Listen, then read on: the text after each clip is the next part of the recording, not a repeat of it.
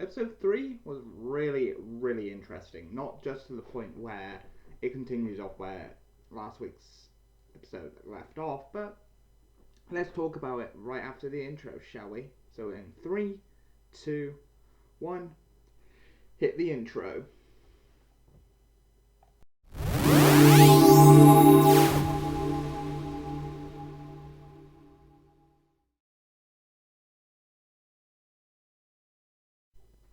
Okay, so episode 3 opens off exactly where episode 2 ended, with the appearance of Omegamon showing up and fighting the mega form of this Digimon in a very Diaboromon-esque way. The majority of the first half really was just the conclusion of the war game episode, pretty much. So pretty much, if you wanted to, you could literally have the whole of war game, end this episode before for them returning home, and that could be like a little 45-minute movie of sorts, similar to how our war game was. That's it. So they do their camp.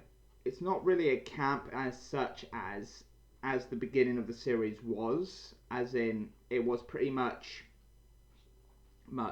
a short little like summer camp, and they went there after these whole events because Taichi and Yamato managed to stop the missile as well, and it made got it to blow up into space and then a few days later after these events everybody stopped talking about it and everything like that. We then get the introduction of Sora properly into the series, what is very interesting indeed. Definitely with these sort of how this story has been going, was very interesting on how it went in this way.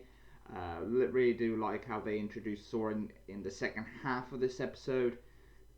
But yeah, so pretty much another Digimon starts to affect the network, or more precisely the digital side of things, and Taichi's, Koshiro's, and Sora's Digivices started to glow. Well, not Sora's, but most likely it has. We have a little indication that Kairi knew what was going on during the first 2 episodes, as she said thank you to Taichi and everything, because she feels like she knew what was going on. Definitely when it was presumed that Takeru and Hikari helped in a way to perform the miracle of Omegamon for this battle. And I don't think we're going to see Omegamon again until later on, but hopefully that they'll be the last resort, and it plays out like every other series mostly, hopefully, where each character gets their mega forms within this adventure universe. So that all plays out, and then they end up in the digital world, and we get to see Taichi and Agumon reunite, and pretty much it is very nicely done, and we got to see some other Digimon as well, like a waterside dinosaur Digimon with like the knife poking up in its head. Very nice, very interesting indeed. And it just really does seem like it's worked really, really well in this day and age, that it's has worked. But yeah, so that's pretty much it. The episode preview was very interesting. It's going to be the introduction of Birdramon in episode 4, was very interesting to see. We're in 4 episodes in, and we're getting the introduction of Birdramon as well, because obviously episodes 1 and 2 were the introduction of Garurumon and Greymon, along with Megamon, and we're going to see Birdramon in episode 4. So, other than that, I will just say this: the first 2.5 episodes, or really majority actually, the first 3 episodes were pretty much the introduction episodes. if you remember back in the early days of the original series, we had the first Digimon film that is called Digimon Adventure, the exact same title as the main season 1 series, and that was meant to be the introduction to the TV series. The whole events that were mentioned in the Digimon series nearing the end when the plot was starting to get going.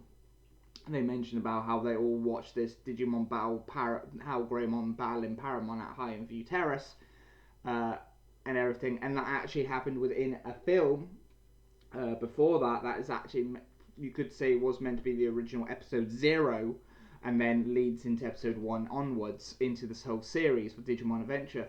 The first 2 episodes played somewhat similar roles as to that first film, where they were pretty much introductions to the characters. We've seen brief glimpses of all the characters, and then we get them into the network, and then it plays off like that. So that's pretty much how it played out. That's how Toei decided to go with this route this time around, is to allow it to play out that way.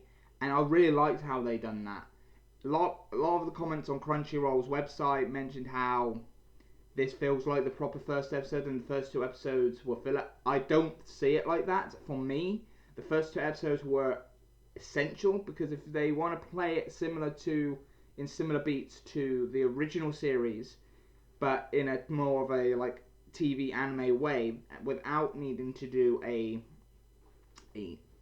film first, then this is the way to go. This is the way to do it. 2 episodes or 2.5 episodes of introductions, brilliant. We get glimpses of the majority of the characters, and also within this episode we learn that Yamato lives somewhere else. It looks like he lives near his grandparents, because by the looks of the area that they've decided that he lives with his grandparents, while Takeru lives in Tokyo. So that is something interesting to see. So they are still split. The parents are still split, but it is curious about how it's all played out in this sort of way. Definitely how it looks like he's staying in the area where his grandparents are, that we saw in the original Our War Game film was, when they were on holiday, in that sense. So it really does play out a lot of ways, and I'm actually really curious about how this is going to play out later on when it comes to it. But other than that, this episode was really, really interesting. The animation was slightly sluggish. There was a few frames where characters were slightly off model, but that were more of like farther away shots and stuff like that. But there were a few times I've noticed that the animations, there's been a few frames a bit of sluggish designs. But other than that, the close-up, the character designs promptly were on point, like always.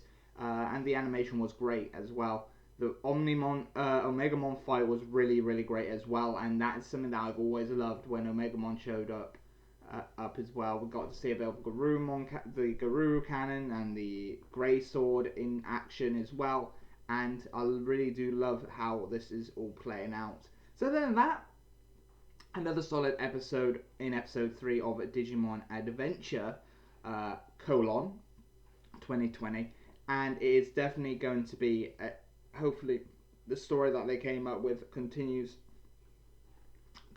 on in this way, like it needs to be.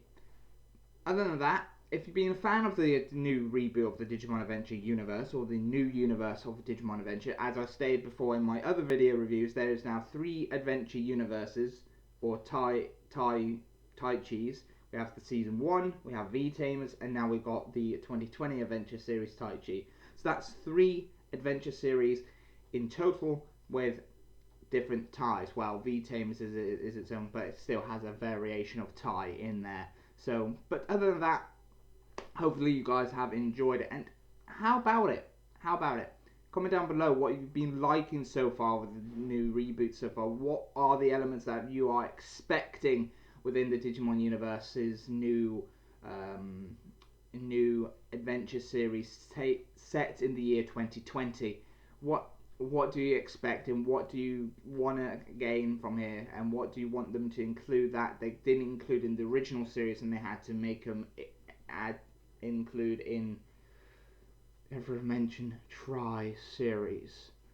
That wasn't a great series. After rewatching it several times, it wasn't great. I can tell you that now. It wasn't great. Definitely when you haven't got access to the individual films to actually help bridge the gap between 02 to Try, it doesn't help. But anyway, I'm going off right. This is meant to be the review for episode 3 of 2020 Adventure. So it was great. The series is still picking up, and I am still going to be reviewing it as much as possible because, as you know, this is an anime manga channel to the point where it can also be a Digimon centric channel as well. And that is, what the hell's happening here? What the hell? My hairline's receded back that way. Oh god. Oh well. That's lanes a lot. But yeah, so that's essentially it. What has gone on with the channel. No, this ain't a video update. Sorry about that. That is pretty much my thoughts on this week's episode of Digimon Adventure 2020. Like I said, comment down below what you want to see in the next episode or what you want to see in future episodes coming out for the series. And also comment down below what you liked and didn't like about this episode of Digimon Adventure 2020 as well. Down in the comment sections down below so you can keep on, so we can get these Digimon discussions going. So anyway, I've been your host, Kai from Kai's Take Corner, and I'll see you next time. Bye for now. See ya. Great episode again, guys, wasn't it? Yeah, very great episode. Hopefully you guys enjoyed it as much as I have. If you liked the video, don't forget to hit that thumbs up button. And if you're new here, don't forget to hit that subscribe button and hit that bell notification as well. So, for all your needs. Also, why don't you check out my other videos that pop up on my other channels as well. You can probably find them by just searching them, or you can check out one of them that's popping up. I think it's my Geek Corner as well.